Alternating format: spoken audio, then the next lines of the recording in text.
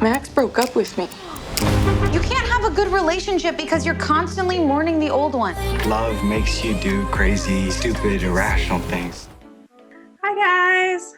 Hi, Laura. Hi. Lucy and Nick's story is unique in that you guys really started off as authentic friends. Like, it was a true friendship. Why do you think that was important to their story overall and how they ended up? I personally have only experienced friendship first, then relationship. I think that it's always such a good foundation to just organically get to know someone like that. And I think that it means that they truly work well. It's not just attraction or initial excitement. Like, they actually complement each other and work together as a team. So your characters met in an Uber ride, a strange Uber ride. Do you guys have any wacky Uber stories of your own? God, I'm sure there's some on some big nights out. My friends actually have a habit of reducing my Uber rating. I always try and send people home, and then my Uber rating goes down because I have friends that are quite boisterous. So not first-hand experience, but definitely vicariously through my friends. Both of your characters have a really amazing karaoke scene. What is your go-to karaoke song? Anything Shania Twain, Man, I Feel Like a Woman, that don't impress me much. Either of them work. I also like Pony by Genuine. That's like a whole different mood that I have to be in, but those are on my rotation for sure. I got nothing. It was literally my worst fear. Geraldine and Natalie were actually the only people that managed to get me through it.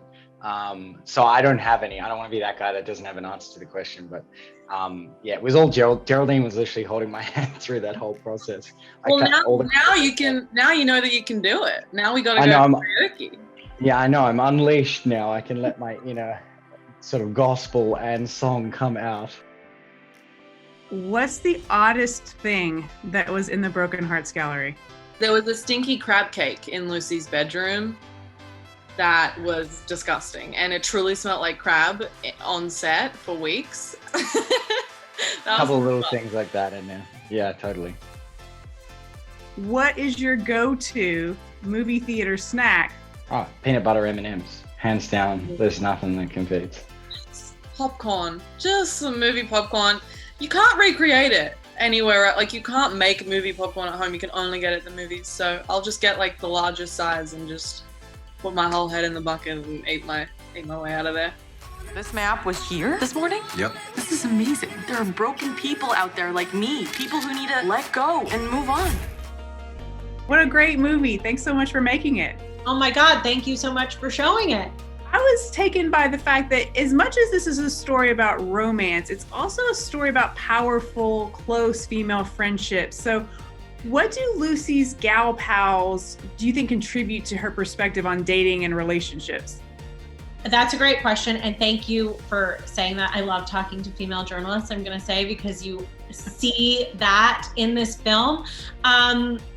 I think Nadine and Amanda, who are Lucy's best friends in the film, are just such great foils to one another. And they also really represent my own girlfriends. Like, these are conversations I've had with my girlfriends before, being in my 20s and, saying, oh my God, I'm dating this guy and he has coffee table books.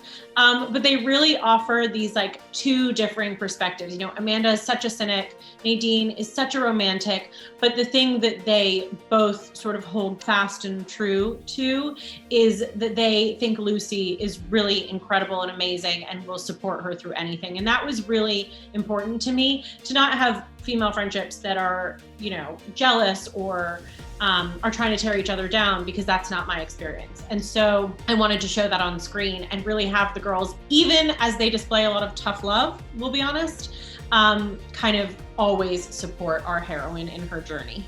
A lot of the characters have some big aha moments in the movie, and they really grow and develop a lot. What do you hope viewers get out of this, or what their aha moments might be that they take away from the film? I think one of the biggest ones for me kind of goes to your last question, which is Lucy is a character who asks the world to love her, not, despite the fact that she is weird, but because she is weird.